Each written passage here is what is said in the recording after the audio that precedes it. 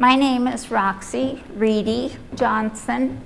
I'm a Tucson native, and I got very interested in the Oro Valley Historical Society when I found out that the town of Oro Valley was considering tearing this whole ranch down. And my husband told me that, and I thought, nope, can't let it happen. We got to save this place. It's Tucson history, Oro Valley history. Okay? So you're a native. I am. Tucson. Tell Yes. us about that. Well, my parents met here in 1925, and I'm the youngest of 5 children, all born at St. Mary's Hospital on the west side, which at the time was the only hospital in town. And my dad, his parents were immigrants from Ireland to New York City, and his mother was diagnosed with tuberculosis, so it was suggested that they move to dry and sunny Arizona. So they came out here in 1912. My mother came from southern Illinois and had chronic sinus problems, and her doctor told her that it would be wise for her to move to dry, sunny Arizona. So she came out here in 1925 by rail with no air conditioners in the cars for the railroad. And my parents met at a young adults group at church. Tell us about your childhood growing up. Well, probably wasn't any different than any other person's childhood. However, my dad was not a farmer, so he had to go to work every day. And he had to go to work whether they lived in town or lived on the homestead or whatever. He was an accountant. And Mom stayed home with us. And then some, because my older brothers drove her nuts. You said homestead, but he was an accountant. Mm-hmm. How did those two occupations mix? Just fine, except Dad drove into town every day and put a lot of miles on the cars and a lot of miles on the tires and wore out cars. My oldest brother told me he went through 4 cars while they lived out there. Explain the concept of homesteading and proving up. Well, there are laws about homesteading, and they had to file a claim. All homesteaders had to file a claim for the land that they wanted to live on. And they had to be able to live on that land for a certain amount of time. I think the minimum was 3 years. Mother would have lived out there forever, but the older boys had to go to school, and the school bus driver was not reliable at all. So they had to move into town to get the kids into school. So did your father work on the land as well? No. He was not good with his hands as far as physical labor. So he was an accountant. He drove into his practice every day, and they paid cash for the improvements to the land. And your mother did what? Basically, she turned out to be a good educator to my older brothers. She'd take them on what we'd call field trips today. They just would take a walk every day, and she had learned all the names of all the plants and all the animals on the desert, and she taught the boys what the names were, both Latin and English, and the kids grew up knowing what to call all these plants and animals. And one thing she did notice, there was quite a lot of rattlesnakes. Pardon me for that. And one of the neighbors that lived down the street from him on his own homestead taught Mom how to skin the snakes, and then take the vertebrae out of them and make the vertebrae into necklaces. And you can see that I have on one of her necklaces today. Now, when she did this, it was fine and it was legal. But because so many people caught the snakes and all the other desert habitats, that catching and killing rattlesnakes became illegal. So unless you own the land that the snakes are on, you can't touch them. So she found these snakes on your land? On her land, and she met some other people up in that area. There was 2 boys that lived near Oracle, and they went out hunting, and they brought her snakes every week. So she didn't have to go hunting for them all the time. And she had an agreement with the VA hospital? Yeah.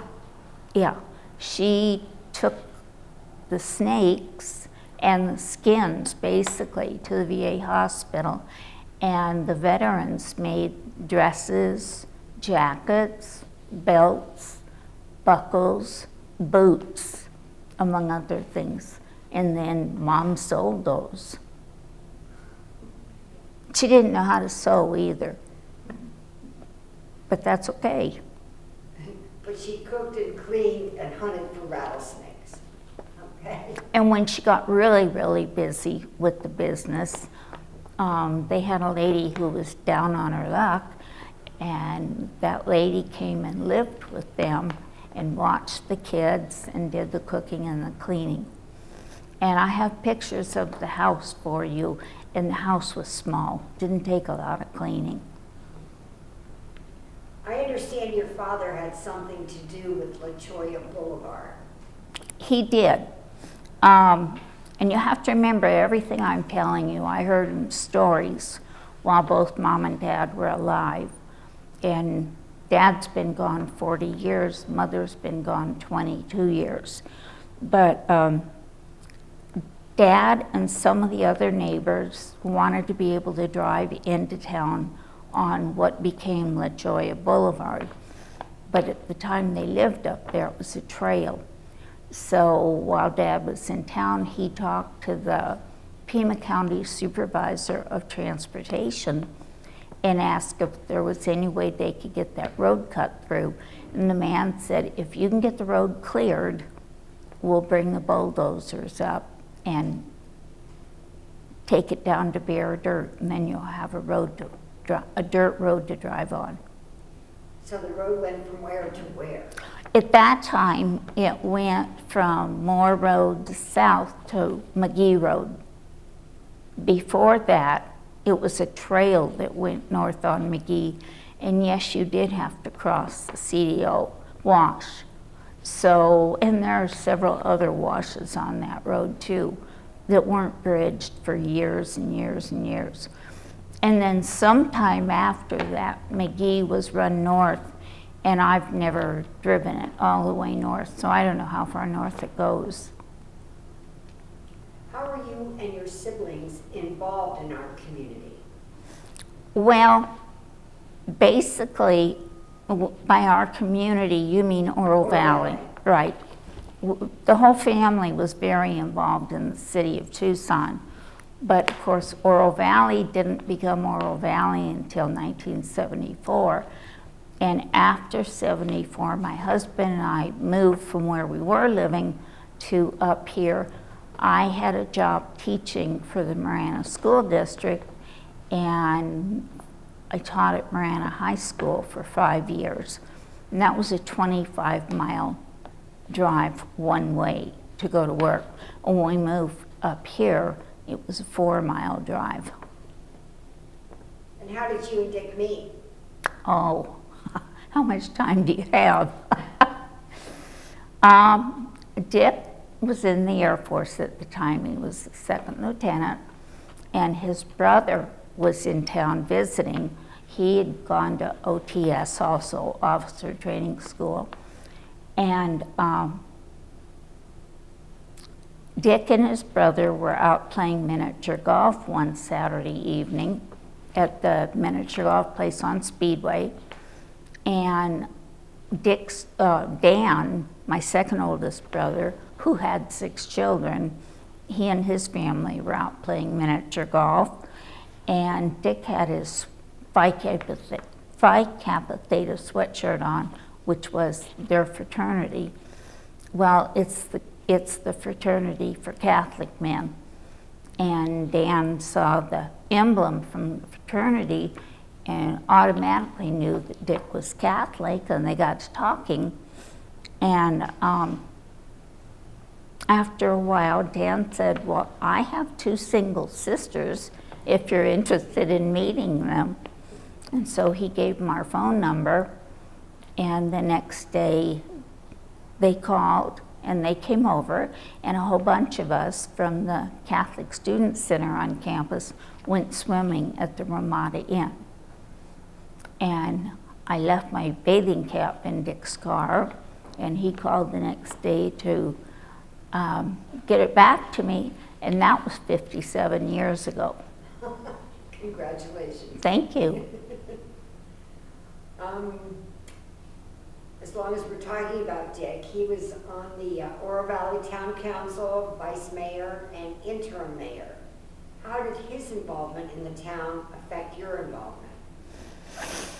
Well, while I was working, it didn't much, because teaching high school keeps a person busy, and I mean very busy. And once I retired, then I had time to get involved. And about the same time that the council was deciding whether or not they should condemn this land so it could be bladed, Dick mentioned it to me, and I said, we can't let them do that. That's a historic property. And so I don't remember all the details from it, but the council stopped it. And thus we have the ranch today owned by Oro Valley. You're the youngest of 5 children. Tell me about your siblings. Okay, my oldest brother was 14 years older than me. As I said before, we were all born here. We all grew up here. Jim went to work for my dad for many years, and then she worked for the Diocese of Arizona for many years. And then there's me. Next. The youngest one. Yeah, I'm the youngest. So what is your vision for the Oro Valley Historical Society? To preserve our history, and we've started very well. We have the Pushes that built Steam Pump Ranch, or CDO Ranch as it was originally called. The ranch went down through the family, and then the Proctors bought it after a while.